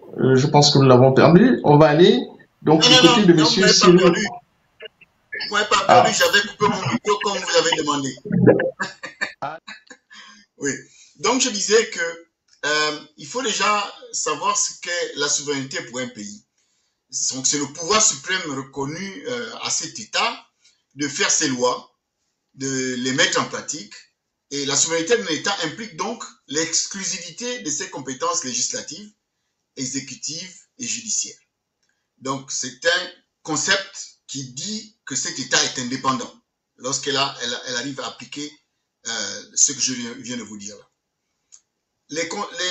Les commissaires, donc en lisant le rapport, les commissaires ont donc travaillé sur 4 axes principalement. Donc, l'immigration, donc la nationalité dont vous parliez tout à l'heure, le code de nationalité, la défense et la sécurité, et enfin la diplomatie. Donc ce sont les 4 axes sur lesquels les commissaires se sont appliqués sur lesquels ils ont travaillé. Vous avez parlé de la nationalité tout à l'heure. Il y a la nationalité, donc le code de nationalité a été durci. Il faut par exemple attendre 10 ans avant d'obtenir la nationalité gabonaise. Et s'il y a des enfants, dans ce cas, c'est ramené, la durée a été raccourcie. En ce qui concerne l'immigration, la politique migratoire, ils ont conseillé donc la rédaction d'un livre blanc sur la politique d'immigration qui va préciser la vision générale de la politique d'immigration au Gabon. Parce que, comme a dit M. Moulungi tout à l'heure, l'attribution de la nationalité pour les coquins et les copains, pour utiliser une expression qui est consacrée au Gabon maintenant, ça n'a que trop duré. Il y a aussi que les immigrés qui sont au Gabon devront montrer patte blanche, prouver depuis combien de temps ils sont au Gabon, et il y a les mesures à ce propos-là seront très très dures, en disant qu'en fait, ils n'auront par exemple pas droit au foncier. C'est rédigé dans le rapport, ou alors sous certaines conditions. En ce qui concerne l'immigration, donc je disais, il vise l'arrêt des flux migratoires illégaux, donc pour parler comme ça s'est dit un certain temps ici en Occident, ils optent pour une immigration choisie, non pour une immigration subie, donc par l'établissement de quotas d'immigrés par an. Et ces immigrés-là, ils devront signer la charte des valeurs de la société gabonaise, une charte qui va être définie par la suite. Il y a aussi, ils ont aussi évoqué la mise en place d'une loi obligeant les étrangers à investir dans le pays. Et ça a été dit tout à l'heure, la réservation des hautes fonctions administratives aux Gabonais d'origine, avec des enquêtes de moralité, bien sûr. La promotion d'une politique nataliste pour minimiser l'impact de l'immigration dans le pays. Comme vous le savez, le Gabon est parmi les pays du monde dont le taux d'immigrés, lorsqu'on compare à la population nationale, le taux de personnes immigrées est le plus élevé avec la Suisse et le Luxembourg. Donc le Gabon fait partie des pays qui ont le plus grand nombre d'immigrés au monde. Donc, il y a aussi, je vais aller rapidement, il y a aussi la réglementation des pratiques culturelles en ce qui concerne la construction de mosquées, par exemple, ou alors la mise en place d'églises évangéliques. C'est un problème que nous connaissons. Il naît quasiment une église évangélique au Gabon toutes les semaines. Donc, c'est quelque chose, et ces églises-là, pour certaines, sont dirigées par des prédicateurs étrangers. Donc, c'est des choses sur lesquelles ils vont regarder. Ils vont s'atteler. Je vais pas parler de la nationalité. D'accord. Il y a la défense et la sécurité, mais aussi la diplomatie, afin que la diplomatie gabonaise retrouve ses lettres de noblesse et que le Gabon soit respecté à l'étranger. D'accord. Ça, c'est un portrait grossier de ce qui s'est dit dans cette commission, d'après ce que j'ai vu dans le rapport. Voilà. D'accord. Nous allons revenir sur toutes ces thématiques lors de nos prochaines émissions. Nous sommes un peu pris par le temps. Alors, moi, ce que je voulais vous demander, je vais accorder à chacun 3 à 4 minutes pour qu'il puisse faire une analyse globale sur les questions qui me restent donc à vous poser. Je vais d'abord aller du côté de Monsieur Cyril Ona.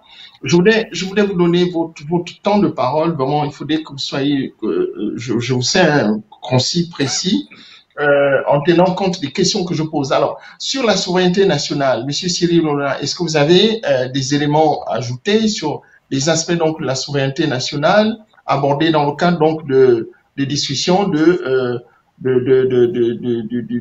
dialogue national? Et puis, j'aimerais aussi avoir votre point de vue sur comment dirais-je, l'ancien régime d'Ali Bongo Ondimba et les crimes commis. Est-ce que M. Cyril Ona, les autres pouvaient aussi réagir dans le temps que je vous ai donné?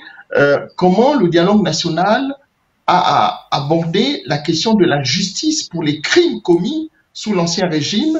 Et je voulais aussi vous demander, vous pouvez réagir sur les conditions d'être candidat aux élections présidentielles. Et après, je reviendrai, je vais donner la parole à Madame Kene. Monsieur Cyril Ona, votre réaction, vous avez vos 4 minutes pour vous exprimer sur ces sujets que je viens donc de vous préciser.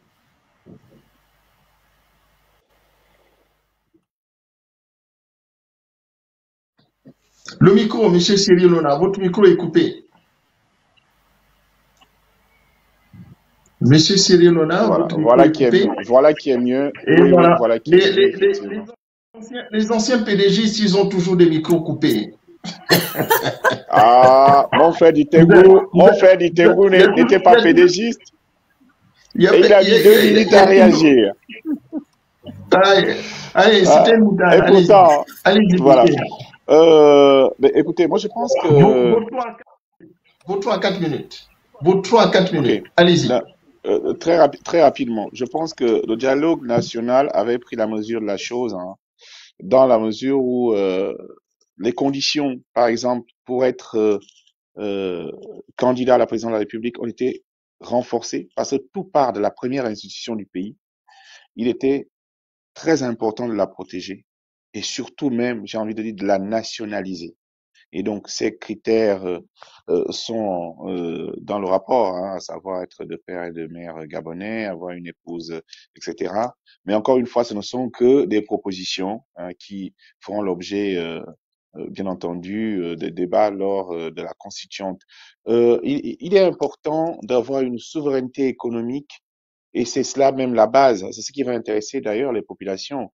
Donc, vous avez vu qu'il y a beaucoup de métiers qui ont été nationalisés. Et là, Madame Kene pourra rentrer dans les détails, elle qui était dans cette commission économique et peut-être Manu également. Mais moi, ce qui m'intéresse surtout, Dr Moketo, c'est la justice. La justice, comme vous et moi, nous étions dans cette commission, c'est ce qui pose réellement problème, hein, dans le quotidien des Gabonais, surtout de la manière dont elle est rendue tous les jours. Vous avez parlé, par exemple, de l'ancien régime et des crimes. Nous avons un phénomène au Gabon qui est celui des crimes rituels. Donc, c'était un débat houleux où nous avons assisté, où on avait failli rétablir la peine de mort. C'est quelque chose qui était très pénible à vivre. Nous l'avons vécu ensemble. C'est dire le traumatisme des populations gabonaises vis-à-vis de cette justice qui n'est pas au service du peuple. Et donc, les mesures prises actuellement ou les recommandations du dialogue national vont faire en sorte que le Gabonais se sente en sécurité, il se sente protégé par la justice parce que c'est ça l'enjeu majeur l'un des enjeux majeurs de ce dialogue. Et la commission vérité, réconciliation qui est fortement recommandée et qui aura lieu, puisque le président lui-même l'a acté, va permettre des réparations. Et vous savez, lorsqu'on arrive à parler d'un sujet, à identifier les commanditaires, les coupables, les victimes se sentent considérées et c'est un soulagement pour beaucoup de familles. Cette commission, nous l'appelons de tous nos voeux. Le chef d'État s'y est engagé. Et c'est vraiment là mon mot pour ne serait-ce que répondre à votre question, et je pense avoir été assez court, parce que c'est un sujet très important qui attend les Gabonais, et ça répond également aux crimes dont vous avez parlé, notamment imputés à l'ancien régime. Il y a cette commission qui arrive, je pense, qui va faire en sorte que notre pays fasse le deuil de ce qui s'est passé et réellement faire preuve de résilience de manière à ce que nous puissions avancer.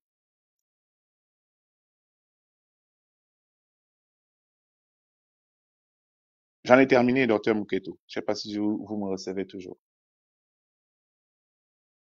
Non. Monsieur Cyril, merci, Monsieur Cyril Ona, merci pour cette réaction. Vous avez bien géré votre temps. Alors, je ressens, Madame Kene, j'ai reçu beaucoup de critiques. Monsieur Moketo, vous ne laissez pas la femme parler, il y a trop d'hommes. Alors là, on va vous laisser parler. Voilà, c'est ce qu'on dit sur les réseaux sociaux. Oui, il faut donner la parole à la femme, voilà. Donc voilà, nous avons une femme pertinente dans ses analyses. Donc vous avez, j'ai prévu 4 minutes, je vous donne 6 minutes. Voilà, vous pouvez vous exprimer.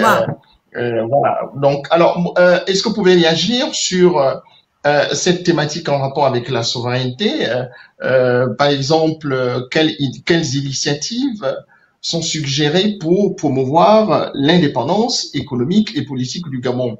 Vous pouvez aussi revenir sur la partie, par exemple, de l'économie et de la finance. Quelles réformes économiques le dialogue national inclusif possède-t-il pour, par exemple, stimuler la croissance économique, la diversification, par exemple, de l'économie de notre pays? Vous pouvez aussi réagir sur, par exemple, les recommandations du dialogue national inclusif pour améliorer, pourquoi pas, l'environnement des affaires. Voilà, l'environnement des affaires au Gabon et attirer d'investissements étrangers. Madame Kelly, vos 6 minutes. Allez, c'est parti. Ça fait beaucoup de sujets en 6 minutes. Je vais commencer d'abord par poser un diagnostic, et ce diagnostic a été posé notamment pendant le dialogue national inclusif. Il faut savoir qu'à l'heure actuelle, on considère qu'au Gabon, l'économie est maîtrisée par les étrangers. Concrètement, on se retrouve avec à peu près 70% du secteur du commerce qui est détenu par des expatriés. Un autre exemple, c'est qu'en 2023, sur le nombre d'entreprises créées au Gabon, il y a à peu près 64% qui ont été créés par des étrangers. Donc aujourd'hui, quand on pose ce diagnostic, quelle solution on peut trouver à l'heure actuelle pour que les Gabonais, à l'heure actuelle, recommencent à maîtriser totalement le tissu de l'économie? Eh bien, il faut créer des entreprises. L'entrepreneuriat est la solution ultime pour que le Gabon redevienne, et surtout les Gabonais redeviennent à nouveau maîtres de leur économie. Pourquoi? Parce que nous avons assisté au recrutement pour le concours de l'EPCA lorsqu'on était au dialogue national inclusif. 5000 candidats pour à peine 200 postes. Pareil pour le concours de l'ENA et pareil quasiment pour tous les concours. Aujourd'hui, l'administration gabonaise n'a plus les moyens de résorber le taux de chômage qu'il y a au Gabon. Qu'est-ce que les Gabonais doivent faire à l'heure actuelle? C'est créer tout simplement leurs propres emplois. Créer leurs propres emplois, déjà pourquoi? Pour être maître de l'économie, mais aussi avant tout pour créer leur propre richesse. Et qu'est-ce que justement, dans le cadre du dialogue national inclusif, on a été mis en place pour aider les Gabonais dans cette étape, dans ce dispositif? Le Gabon a prévu la création d'une banque de l'entrepreneuriat, une banque de l'entrepreneuriat avec des conditions spécifiques. Donc, pour pouvoir prétendre à cette banque, on a posé quelques conditions. Première condition, être Gabonais. Deuxième condition, c'est que les associés de cette entreprise qui prétend à ce prêt doivent être majoritairement gabonais. Et surtout, les dirigeants, donc dirigeants, co-dirigeants de cette entreprise qui va prétendre à ce prêt de la Banque de l'entrepreneuriat doivent aussi être majoritairement gabonais. Donc aujourd'hui, toutes les conditions sont réunies pour qu'aujourd'hui, le Gabonais se décide enfin à créer son propre emploi, à créer une entreprise. Qu'est-ce qu'on a mis aussi d'autre en place? On a prévu des formations. On a parlé tout à l'heure de la formation, de l'éducation. On a prévu que l'ANPI, la Chambre de commerce, propose des formations spécifiques avant création, pendant la création, mais aussi après création pour accompagner le Gabonais dans tout le dispositif de l'entrepreneuriat. J'apprends comment créer mon entreprise. J'apprends la gestion de mon entreprise. J'apprends ensuite, après la création, tout ce qui est documents administratifs, documents comptables, documents de gestion. Donc, tout ce processus sera mis en place pour vous accompagner, vous, en tant que Gabonais, pour créer votre emploi. Parce que nous devons aujourd'hui devenir maîtres de notre propre économie. Une autre initiative qui sera importante, c'est aussi la création de fonds d'investissement par les Gabonais et pour les Gabonais. Pas plus tard que la semaine dernière, j'en parlais dans une discussion WhatsApp avec des compatriotes. Je prends l'exemple de la diaspora gabonaise. On est 70 000 membres de la diaspora, que ce soit Europe, Afrique, Amérique. Si sur ces 70 000, on prend 10 000 personnes et que chacun met l'équivalent de 1 000 euros, vous voyez, on arrive déjà à 10 millions. Et ensuite, qu'est-ce qu'on peut faire avec ces 10 millions d'euros? Eh bien, on peut les utiliser pour investir dans des projets dans l'agriculture. On peut les utiliser pour investir projets dans le commerce, dans l'artisanat pour aider le Gabon et les Gabonais à se développer. Ce sont quelques initiatives à l'heure actuelle que nous pouvons nous-mêmes, en tant que membres de la diaspora, en tant que Gabonais, faire. Je prends aussi un autre exemple. Nous, en tant que membres de la sous-commission économique, ce qu'on a fait, on a donc décidé peut-être de créer un mini-fonds d'investissement entre nous et de financer certains projets. Et je pense notamment à un de nos collègues commissaires qui est membre de la diaspora africaine, qui arrive du Sénégal, Nicolas Mandji, qui nous a déjà soumis un projet. Et donc le projet sera quasiment entièrement financé par les membres de la sous-commission économie et finances. Donc, à l'heure actuelle, ce que je veux dire, c'est que l'État existe, l'État est là. Mais avant tout, il faut l'initiative personnelle du Gabon et surtout des Gabonais. Nous devons nous-mêmes commencer par créer les conditions pour devenir maître de notre propre économie. Ensuite, vous m'avez posé la question concernant le dialogue national inclusif. Notamment comment transformer l'économie gabonaise. Effectivement, ce que nous avons essayé de faire, c'est de créer les conditions pour passer d'une économie de rente, hein, le pétrole, à une économie de production. Donc, comment passer de cette économie de rente à une économie de production? Eh bien, il faut développer aujourd'hui l'agriculture, il faut développer aujourd'hui les mines, il faut développer aujourd'hui les secteurs stratégiques hein, du Gabon, le tourisme, la restauration. Ce sont des secteurs dans lesquels on peut se faire de l'argent. Je prends l'exemple du Rwanda. Nous avons un pays à côté, hein, le Rwanda. Le Rwanda, grâce au tourisme, c'est un pays qui se développe énormément grâce au tourisme. Et nous pouvons prendre son exemple pour développer peut-être des safaris, pour développer des rencontres avec des gorilles. Quelques exemples de ce qui existe à l'heure actuelle. Et justement, dans le cadre du dialogue national inclusif, nous avons eu la chance de travailler avec des commissaires qui représentaient quasiment tous les secteurs de l'administration. J'avais entre autres une collègue qui travaillait dans le tourisme, une collègue qui travaillait au niveau des impôts, des collègues qui travaillaient dans quasiment tout le domaine de l'administration. Donc, pareil, au niveau économique, il y a aujourd'hui des réformes qui sont lancées pour notamment aider à accroître aussi les recettes de l'État. Parce que c'est aussi un pan qui sera important au niveau de l'indépendance économique et de l'indépendance financière du pays. Accroître les recettes, ça veut dire quoi? C'est qu'aujourd'hui, il y a très peu de contribuables du Gabon. Donc l'État n'arrive pas forcément à avoir énormément de recettes au niveau énormes ressources au niveau fiscal. Il faut monter la base de contribution, la base des contribuables. Un autre exemple aussi, c'est au niveau des dettes. Je finis juste sur la partie dette. Hein. Donc, réduire, entre autres, le train de vie de l'État. Réduire le train de vie de l'État, c'est réduire la dette et peut-être aussi réduire la masse salariale de l'État. Donc, quelques exemples de ce qu'on peut faire aujourd'hui pour aider justement notre économie à se développer. D'accord. Bien, merci Madame Ekene. Nous allons aller du côté de Monsieur Abessolo. Vous avez vos 3 minutes. Alors, dans vos 3 minutes, durant vos 3 minutes, vous pourriez nous parler, par exemple, de la corruption. Est-ce que vous avez parlé de cette problématique de la corruption dans votre pays? Il semblerait, il y a Monsieur Cyril Ona qui est là, l'ancien cadre donc du Parti démocratique gabonais. Il semblerait que la corruption est encore toujours ancrée dans votre administration. Est-ce que vous en avez parlé au cours du dialogue national? Ma question est précise. Comment, voilà, pour être plus concis et précis, comment le dialogue national envisage-t-il de lutter contre la corruption et d'améliorer la gestion des finances publiques dans votre pays? Vous êtes manqué, je pense que vous avez évoqué ça.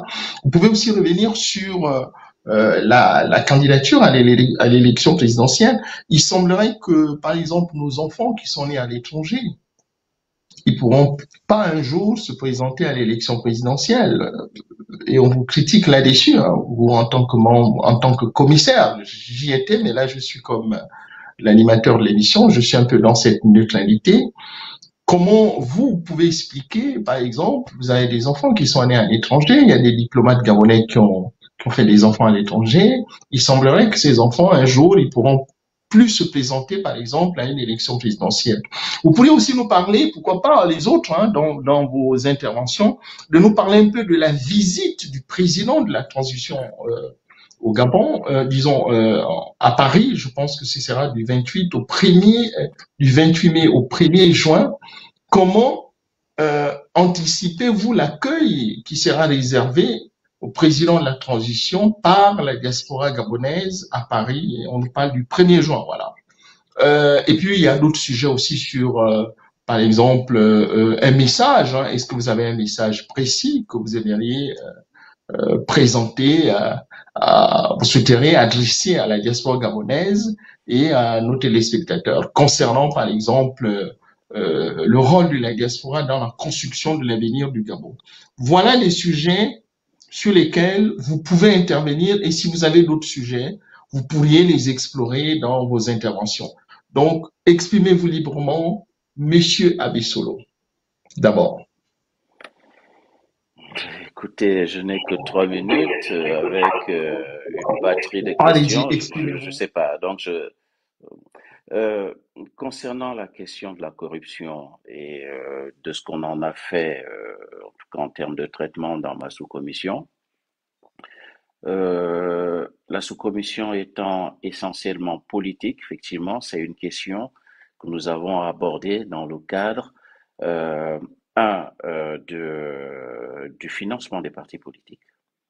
Je vous ai dit tout à l'heure que la création des partis politiques répondait dorénavant à des exigences idéologiques, hein, première chose, mais aussi à un durcissement des conditions en termes de nombre de membres, mais aussi en termes de digitalisation des membres adhérents à un parti, de manière à pouvoir contrôler les problématiques d'ubiquité qu'on a rencontrées dans la plupart des partis politiques aujourd'hui, c'est-à-dire une même personne était adhérent ou adhérait à 3, 4, 5 partis politiques.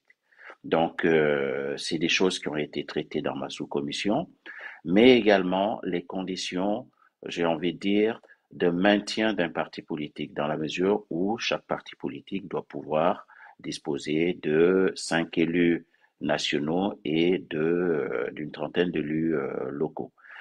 Mais la question des financements, de l'encadrement du financement des partis politiques a été traitée dans la mesure où, dorénavant, on a fait des propositions sur le contrôle non seulement du financement intérieur, mais aussi extérieur des partis politiques, avec des plafonnements aussi au niveau des financements privés. Donc, il a été proposé et adopté en commission et également en plénière le principe d'un contrôle rigoureux des comptes de campagne des partis politiques, mais également des comptes réguliers des partis politiques qui devraient dorénavant être régulièrement contrôlés, déposés auprès des instances qui vont bien. Donc, cette problématique de financement-là et cet encadrement du financement des partis, et notamment le financement de l'État, qui se fera, par exemple, pour les campagnes électorales au prorata du nombre d'élus, qu'ils soient nationaux ou locaux, mais également cette problématique de contrôle des différents comptes, qu'ils soient de campagne ou même des comptes régulièrement inscrits dans les divers livres des comptes des banques de la place. Donc, sachant que dans les conditions de création des partis, dorénavant, on exigera aussi que chaque parti politique dispose d'un compte bancaire qui soit régulièrement déposé, en tout cas inscrit dans les livres d'un établissement financier de la place. Donc, voilà comment cette question a été traitée au niveau des partis politiques. Maintenant, au niveau de la justice qui a été évoquée aussi tout à l'heure, comment est-ce que la justice, nous l'avons traitée dans le cadre de notre commission?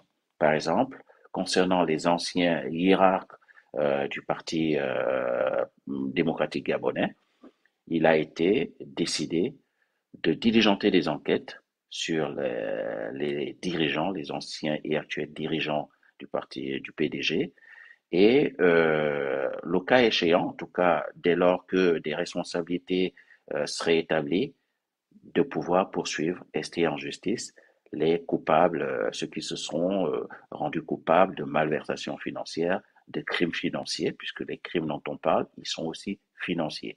Donc ça aussi, c'est un principe qui a été traité notamment dans la sous-commission, qui rentre bien entendu dans votre sujet qui concerne la lutte contre la corruption.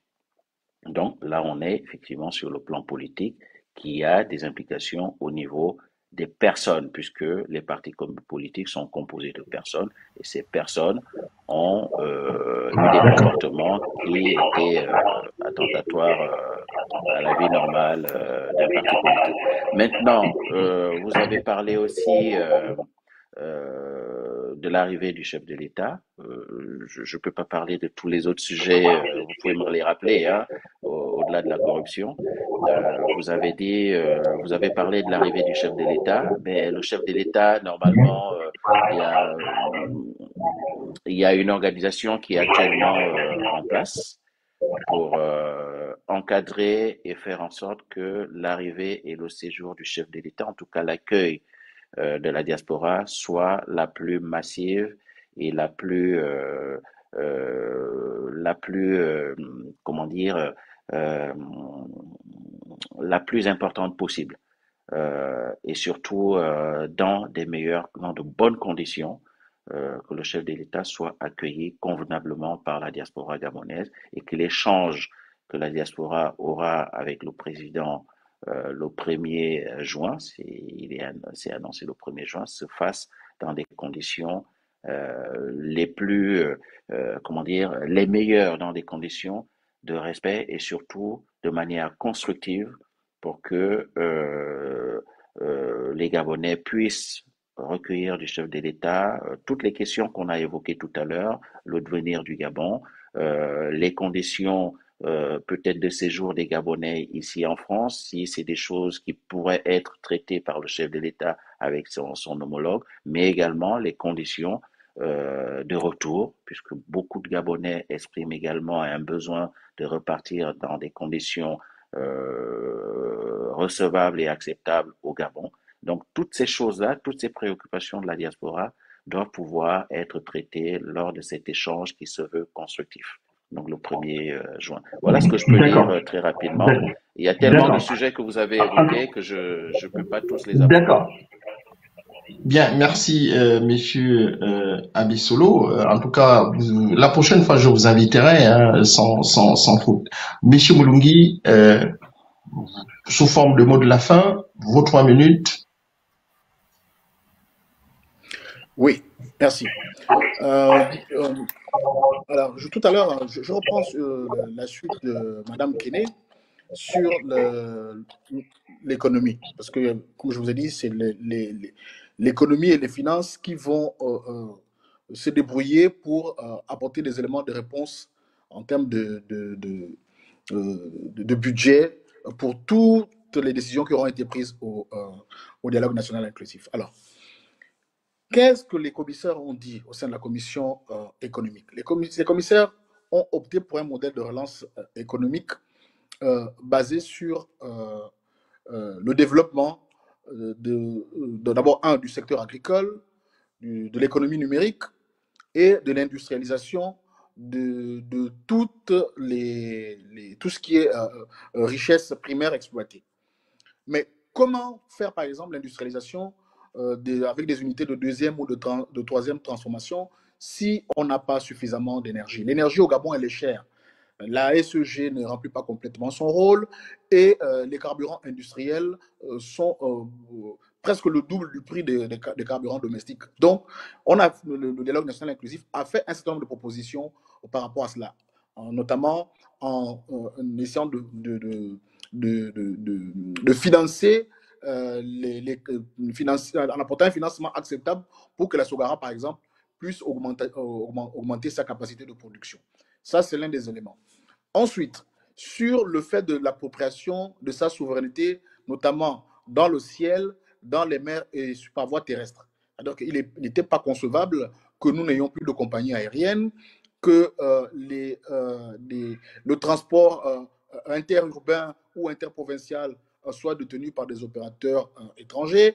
Donc, là aussi, le dialogue national a apporté un certain nombre d'éléments de réponse pour que l'État puisse pallier à ce souci-là. Et bien sûr, je vous ai parlé du secteur agricole. On ne peut pas développer l'agriculture à Moabi chez moi ou à Minvoul si on n'a pas d'infrastructure terrestre digne du 21e siècle, au lieu d'avoir des routes et des ponts forestiers qui datent du 19e siècle. Donc, il est important de revoir notre réseau routier et les équipements associés. En ce qui concerne les traités internationaux, il faut savoir que le Gabon a pris un certain nombre de traités internationaux, notamment en ce qui concerne nos forêts. Donc, il nous faudra un modèle économique qui tienne compte de ces engagements, notamment par rapport à la préservation des forêts, c'est-à-dire que renforcer le corpus juridique sur les bois certifiés, sur la traçabilité des ressources halieutiques, des ressources forestières et des ressources halieutiques notamment. Okay?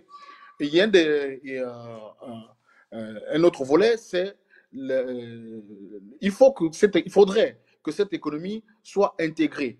Notamment, nous sommes en concurrence dans la zone des 3 frontières entre le Gabon, la Guinée équatoriale et le Cameroun. Il faudrait que l'on développe des infrastructures qui nous permettent pour qu'on soit compétitif dans cette zone-là. Il ne faut pas oublier la question du port en eau profonde de Mayumba pour ce qui est de challenger le port de Pointe-Noire, par exemple, au Congo. Donc, un certain nombre de pistes, de pistes qu'on a mises sur la table pour que plus tard, l'exécutif qui sera mis en place puisse traiter de ces questions-là. Il y a la question liée de la question des voies ferrées. Il est inadmissible qu'en 2024, nous ayons des déraillements incessants parce que l'exploitant et le mainteneur ne sont qu'une même entité. Donc, il faut corriger ce genre de problème. Donc, voilà de façon succincte. Et surtout, ne pas oublier que le modèle économique envisagé doit être un modèle réellement créateur d'emplois. Sinon, nous serons encore là au même niveau auquel nous nous trouvons aujourd'hui. Donc, voilà de façon synthétique les pistes qui ont été émises. Nous souhaitons que l'exécutif actuellement en place et ceux futurs puissent tenir compte de ces recommandations parce qu'il n'est plus acceptable que nous soyons pour un pays de 2 400 000 âmes avec un taux de chômage qui est au-dessus de 35%, plus proche de 40% d'ailleurs que les chiffres officiels. Voilà ce que j'avais à dire de manière synthétique.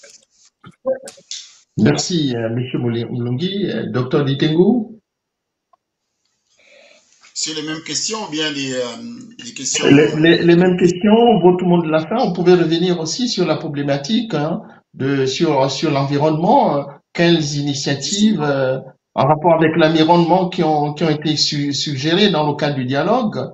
Est-ce que vous avez proposé, par exemple, d'intégrer, j'ai lu la notion de durabilité de l'environnement dans les politiques de développement donc du Gabon. Quelles sont les priorités, si vous voulez, en matière de lutte contre le changement climatique? Vous pouvez aussi évoquer d'autres sujets sur l'arrivée du président, un message précis que vous voulez, par exemple, que vous souhaiteriez présenter à la diaspora gabonaise, pourquoi pas au peuple gabonais? Deux choses. Il y a deux choses que je voudrais aborder. Il y a notamment la notion de l'environnement, mais l'environnement n'a pas été abordé dans ma commission, mais il n'en demeure pas moins que l'environnement concerne tout le monde, notamment par l'intermédiaire du changement climatique que nous constatons tous. Il faut savoir que la forêt, sous forme de biomasse vivante ou morte, accumule 3-4 fois plus de CO2 que l'atmosphère. Donc, si nous n'arrivons pas à préserver notre forêt, on aura des problèmes. Non seulement le Gabon aura des problèmes, mais le monde entier aura des problèmes. C'est pour cela que l'octroi des titres fonciers, plutôt des titres donc d'exploitation forestière au Gabon, est une problématique qui a été beaucoup abordée en ce qui concerne donc le traitement de nos forêts au Gabon.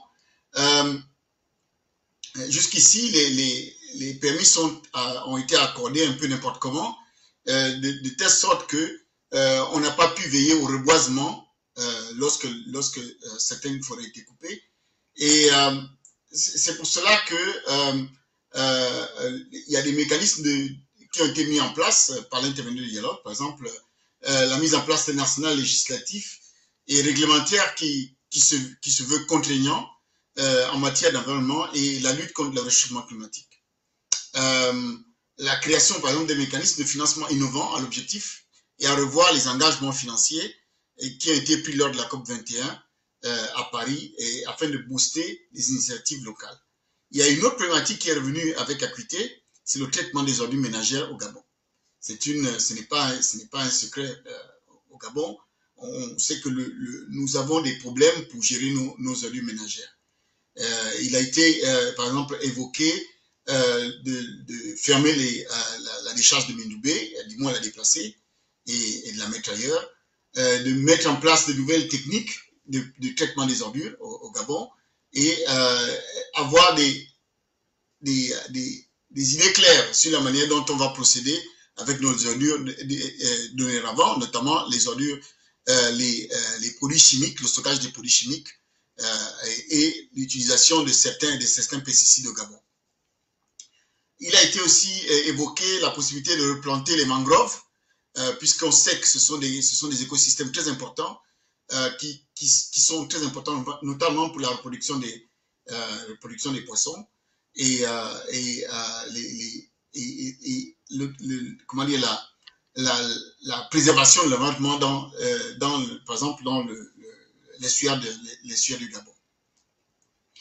J'aimerais aussi évoquer l'arrivée du président de la République, chef de l'État, le président Brice Clotaire Oligui Nguema à Paris.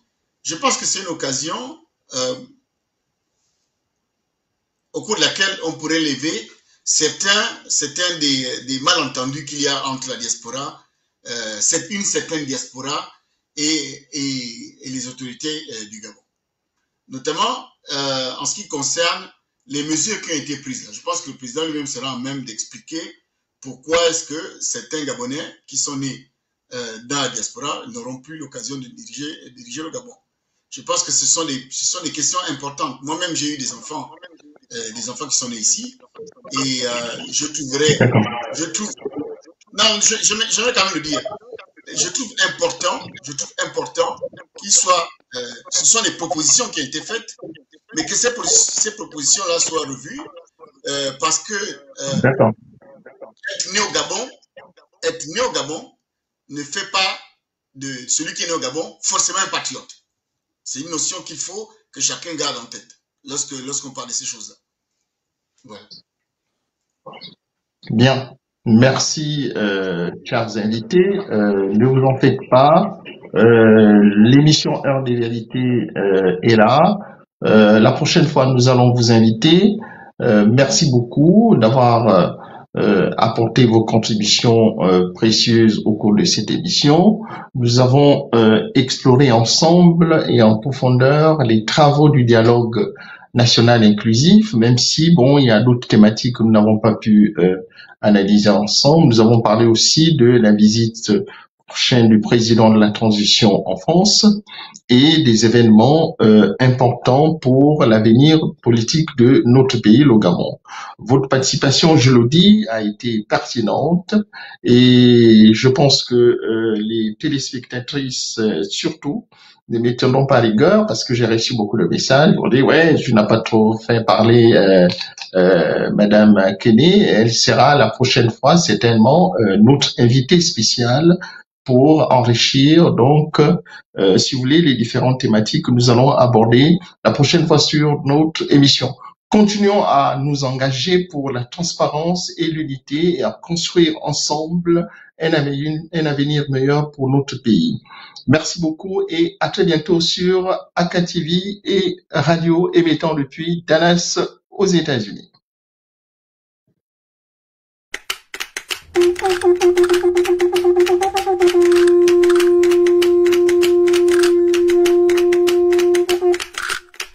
Heure de vérité. Docteur Moketou reçoit. Youé le dit beaucoup. Bienvenue sur l'émission Heure de vérité. Docteur Moketou reçoit sur AK TV Radio. Le docteur Jean-Aimé Moketou anime depuis plus d'une décennie l'émission Heure de vérité Dr Moketo reçoit. Elle est diffusée sur AKTV Radio, une radio numérique internationale basée à Dallas, aux États-Unis. Chaque dimanche, cette émission captivante accueille en direct des acteurs majeurs de l'actualité politique, diplomatique, économique, sociale et culturelle de l'Afrique ainsi que d'autres continents. Des membres influents de la diaspora africaine participent activement au débat, contribuant à approfondir les sujets en vogue.